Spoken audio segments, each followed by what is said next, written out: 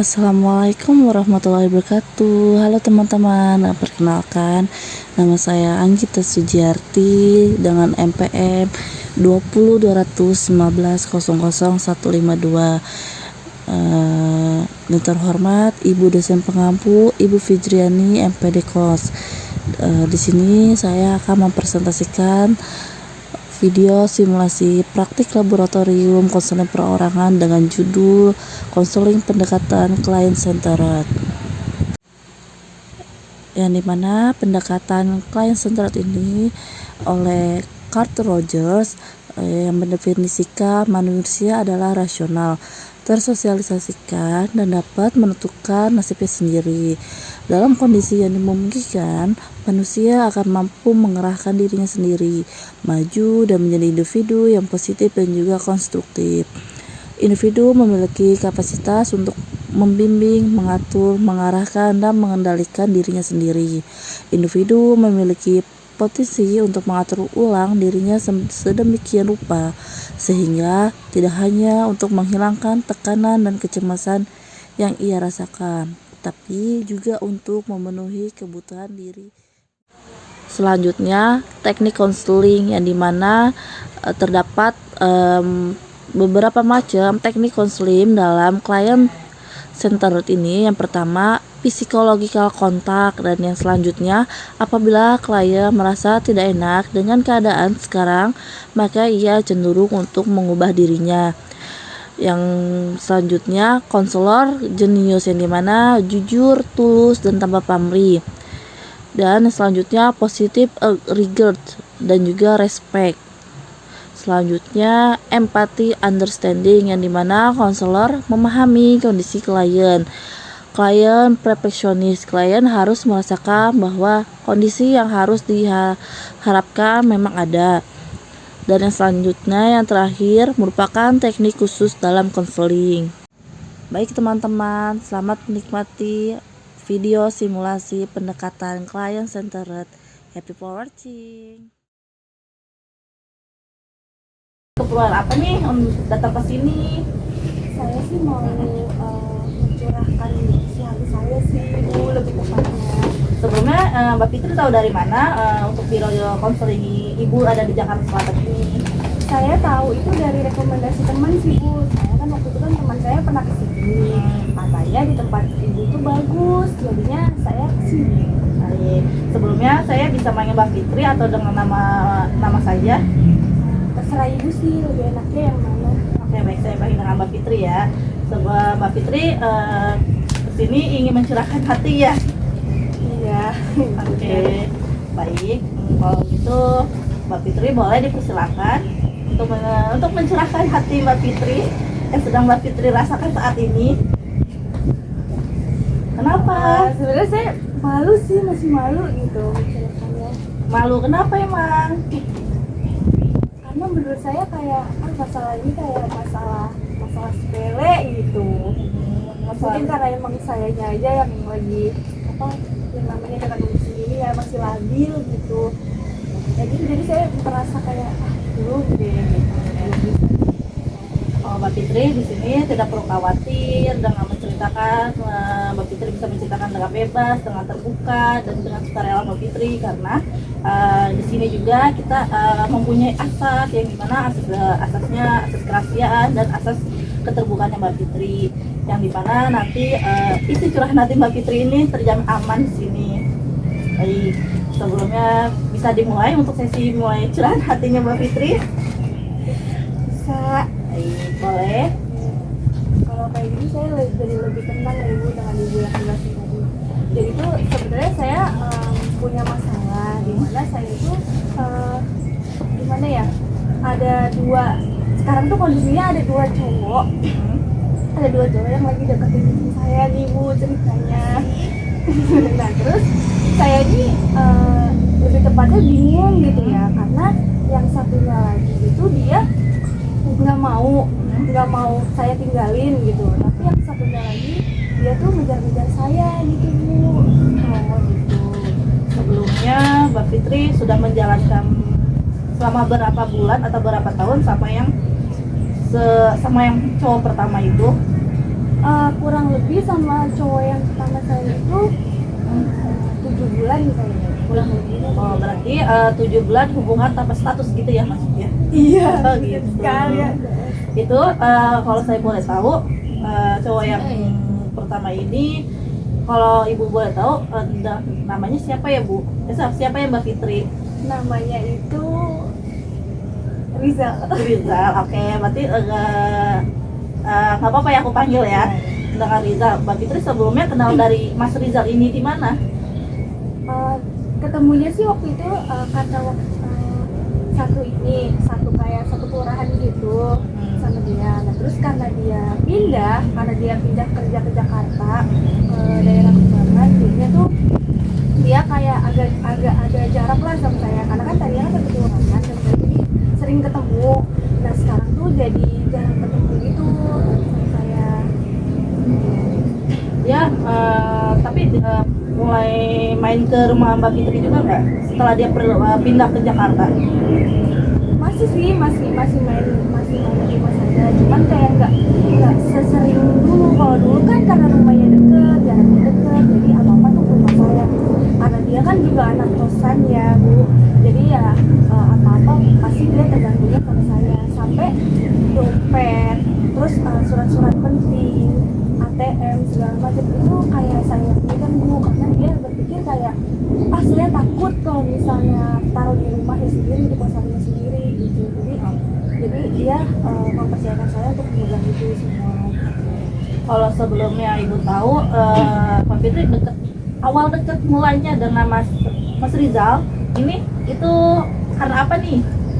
Karena waktu itu sih kita ketemu ya di salah satu tempat. Waktu itu kan aku kan juga ngurus KTP, karena KTP aku kan rusak ya, jadinya aku mau bawa ke kelurahan. Nah dia juga tuh termasuk yang aktif juga di kelurahan. Dan tahu saya organisasi apa ya waktu itu, saya lupa, pokoknya dia aktif organisasi di kelurahan. Saya ketemunya di situ, dia menyapa saya, ternyata dia minta nomor WA saya waktu itu. Terus selama itu Mbak Fitri saling tukeran nomor ya berarti ya dengan itu. Dengan itu chattingan ya. Oke. Sebelumnya untuk yang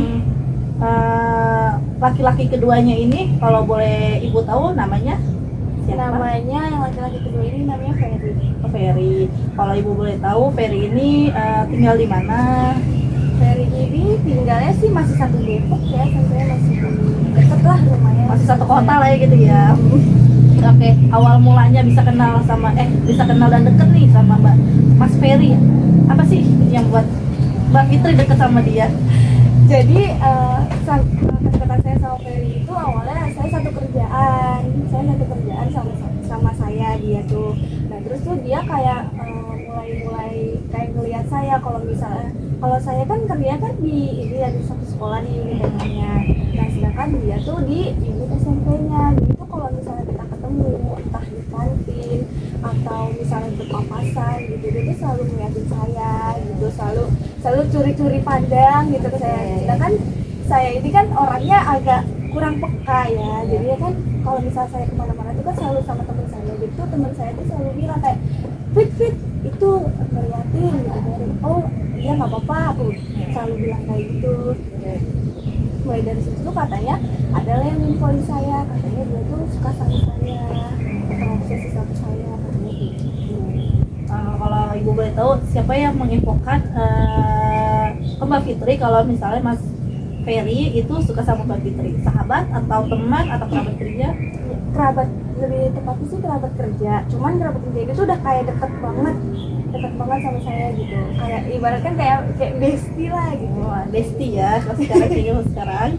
Nah, dari mana tahu bestinya Mbak Fitri ini kalau misalnya Mas Ferry ini suka sama Mbak Fitri?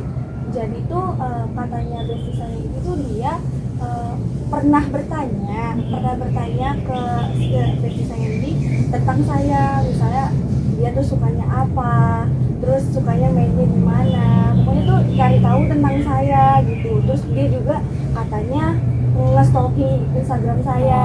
Stalking ya. pokoknya tuh dia cari tahu tentang kehidupan saya gitu lewat si bestie aku ini gitu. Nah setelah Mbak Fitri tahu nih info dari teman Mbak Fitri kalau ada salah satu teman Mbak Fitri di sekolahan suka sering memperhatikan Mbak Fitri, apa nih perasaan Mbak Fitri saat itu juga? Sedangkan Mbak Fitri kan juga punya teman dekat juga ya, Mas Rizal tadi. Nah, bagaimana ini perasaannya? nah di situ saya mulai bingung, mulai labil, dimana saya pernah mencoba, dimana saya coba deh mengurangi komunikasi sama Rizal, tapi lagi-lagi Rizal pun gak bisa jauh dari saya hilang kabar sedikit dia nelponin, saya hilang kabar sedikit dia chatting, bahkan sampai saya nggak aktif nomor WA pun dia langsung nelponin pakai nomor langsung gitu, telepon pulsa gitu. Ya, sampai segitunya ya Iya. Mas Rizal ini. Padahal saya sama Rizal ini kan kayak belum ada status, nggak ada status kita tuh. Belum ada status. Kenapa belum ada status? Karena apa ya? Waktu itu sih si Rizal itu kan pernah ya Bu pernah ngungkapin perasaannya ke saya. Cuman tuh karena saya kan lagi sibuk lah istilahnya gitu, takutnya saya pokoknya belum ada rasa bisa komitmen gitu di dalam diri saya. Kalau misalnya saya kan juga ada kerja, terus juga kuliah juga, takutnya kalau misalnya kita berdua komitmen juga takutnya nggak ada waktu gitu. Oke, baik.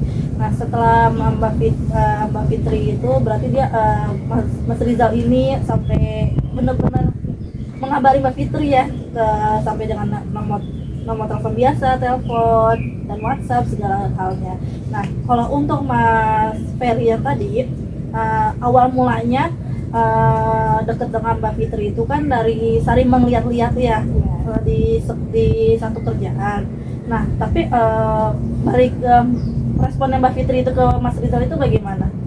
Untuk saat ini sih saya responnya masih kayak biasa aja kalau Ferry, karena kan Ferry itu kan aku ke Ferry itu perasaannya kayak ya udah biasa aja gitu, ibaratkan kayak ya udah lu sama gue teman-teman kerja gitu, ibaratkan kayak ya udah teman kerja, belum ada kayak sampai kayak perasaan aku ke Rizal itu. Oh gitu. Tapi sebelumnya Mbak Fitri sudah tahu atau emang jalan begitu aja? Kalau misalnya apakah pun ada pikiran juga nggak kalau Mbak Fitri terhadap si Mas Rizal ini, kalau dia tuh wah dia tuh suka juga nih sama saya karena dengan cara dia perhatian dia ke saya, atau chat dia sampai peduli banget sampai nelponin saya pakai nomor telepon biasa, apa ya yang ada di pikiran pikirannya Mbak Fitri itu? Justru saya yang kayak yang tadi saya bilang ya Bu, saya tuh udah niat buat kayak ngejauhin si Mas Rizal ini, jadi tuh biar supaya dia kayak biar gak ketergantungan gitu sama saya gitu kan. Ibaratkan saya juga yang tadi saya bilang juga Bu, yang kayak dompet terus surat-surat kayak gitu udah saya coba kamu pegang sendiri, kamu bisa pegang sendiri, maksudnya biar supaya nggak ketergantungan sama saya gitu. Nah terus dia juga kayak enggak, aku nggak bisa, dia tuh selalu mengunderestimate diri dia sendiri tuh, enggak, aku nggak bisa, aku tuh orangnya ceroboh kayak gitu. Jadi tuh mulai dari situ dia kayak enggak, pokoknya gue nggak bisa jauh dari Nggak bisa datang sama kamu ya? Iya. Oh gitu, membuat Mbak Fitri jadi makin sayang ke dia. Oke. Kalau untuk Mas Ferry itu, Mas Fitri sebelum apa udah pernah ada kontak jalan atau apa chattingan atau mungkin saling sapa, saling ngobrol di satu kerjaan, sudah pernah belum melakukan hal itu? Kalau misalnya untuk kayak jalan sih belum pernah, kalau jalan berdua itu belum, tapi kalau misalnya untuk chattingan kayak ngobrol biasa di sekolah kayak gitu di tempat kerja udah sih, udah pernah, juga sering, dan itu pun juga dia duluan gitu yang manggil, yang ngajak ngobrol, itu dia duluan. Oke, tapi bagaimana perasaan Mbak Fitri setelah tahu ya balik lagi ceritanya kan teman Mbak Fitri ada yang menyampaikan kalau misalnya ada orang nih yang ngatain Mbak Fitri diam-diam, ternyata diam-diam dan juga kayak minta kabar dari teman Mbak Fitri, itu bagaimana perasaannya? Senangkah atau ya biasa aja atau bingung atau gimana? Ya lebih ke, kalau senang sih ya ada, tapi lebih ke bingung sih ya, karena di dalam diri aku tuh kayak punya pikiran kayak aku tuh nggak mau nge-PHP-in orang gitu, karena aku sendiri pun juga pernah di PHP-in gitu. Jadi sebisa mungkin aku nggak bisa nge-PHP-in orang, karena aku pun juga nggak berani ngasih komitmen juga ke Ferry, karena Ferry-nya juga iya sih masih kayak flat gitu, belum ada pergerakannya, masih kayak ngajak ngobrol, masih dari tahu tentang kamu, belum sampai yang sih gue udah punya pacar belum, misalnya siapa nih yang lagi deket kamu, belum sih. Cuman dia tuh pernah bilang aku tuh suka tahu sama kamu, pernah bilangnya kayak gitu doang. Nah terus nih Bu, dia tuh terus nih aku muncul tuh perasaan bingung, aduh gimana ya cara ninggalinya gitu, sedangkan yang Rizal begini, sedangkan yang dari itu begini. Dia ada perasaan bingung Jadi Mbak Fitri ini di sini ingin menceritakan atau mencurahkan bingungnya. Ada dua cowok, yang satu hubungan tanpa status dan juga yang satu itu nggak ada hubungan tapi masih belum ada perasaan ya kalau nggak salah. Baik, sebelumnya sama Mas Rizal ini Mbak Fitri sudah buat komitmen belum saling satu sama lain? Sejak yang tadi itu sih, yang sudah kayak dia pernah nembak saya, tapi saya tuh kayak dijawabnya ya udah jalanin aja dulu. Balik lagi ke yang tadi saya bilang sih Bu, yang aku masih belum berani untuk berkomitmen Ya. Oke, berarti hubungan tanpa status juga ya. Oke, berarti untuk Mas Perinya juga sama juga ya, Mbak Fitrinya masih bingung juga karena masih ada perasaan juga di Mas Rizalnya. Nah, ya setelah Mbak Fitri menceritakan apa yang Mbak Fitri rasakan ini, perasaan Mbak Fitri saat ini? rasanya sih agak lebih lega sih Bu. Jadi tuh saya, oh iya ternyata ada nih yang peduli sama saya gitu. Karena saya sendiri juga walaupun sama bestie ya, sama teman dekat tuh belum tentu saya bisa mencurahkan isi hati semuanya gitu. Jadi setelah konseling ini berjalan, langkah apa nih yang Mbak Fitri ingin ambil setelah Mbak Fitri mencurahkan dengan penuh perasaan yang sesungguhnya, apa nih? Saya sih lebih ke, mungkin saya mencoba untuk menjauh kali ya dari salah satu cowok itu. Siapa nih salah satunya? Ke Ferry kayaknya ya. Ke Ferry. Kayaknya sih aku lebih mencoba untuk ya udah, bukannya egois tapi kan kayak sebenarnya harus memilih gitu kan Ya, tapi betul. dalam isi hati saya nih, feeling saya tuh kayaknya lebih sayang ke Rizal ini dibandingkan ke si Ferry ini. Dan pula Ferry juga kayak belum ada nih pergerakannya gitu, karena saya juga tipe kalian tuh orang yang katanya lu suka sama gue tapi kenapa nggak ada maju gitu. Jadi kan kayak kita ya sendiri kan jadi nggak tahu bener nggak sih. Oke, jadi Bu Fitri ingin mempertahankan perasaannya kepada Mas Rizal ya, ke Mas Rizal, dan menjauhi ke Mas Perinya ya, karena Mas Perinya nggak ada usahanya lagi nih, cuma sampai di situ saja usahanya, karena Mbak Fitri ingin melihat nih yang benar-benar serius sama Mbak Fitri, yang ingin benar-benar memperjuangkannya ya. Oke, karena waktunya sudah 1 jam. Sesi konselingnya ini mungkin cukup sampai di sini. Apakah sudah merasa cukup untuk menceritakannya, Mbak Fitri? Kalau untuk saat ini sih cukup sih. Sudah ya. Baik, berarti bisa dilanjutkan nanti kita membuat jadwal berikutnya lagi ya. Bagaimana? Iya, boleh. Boleh Oke. banget malah. Boleh banget ya. Oke, ya. Semangat terus untuk Mbak Fitri, jangan pernah menyerah. Dan Ibu ucapkan terima kasih sudah percaya kepada Ibu untuk sesi curhatnya dan ceritanya ini. Ibu ucapkan terima kasih kepada Mbak Fitri, semoga Mbak Fitri bahagia selalu. Amin. Terima kasih. Terima kasih.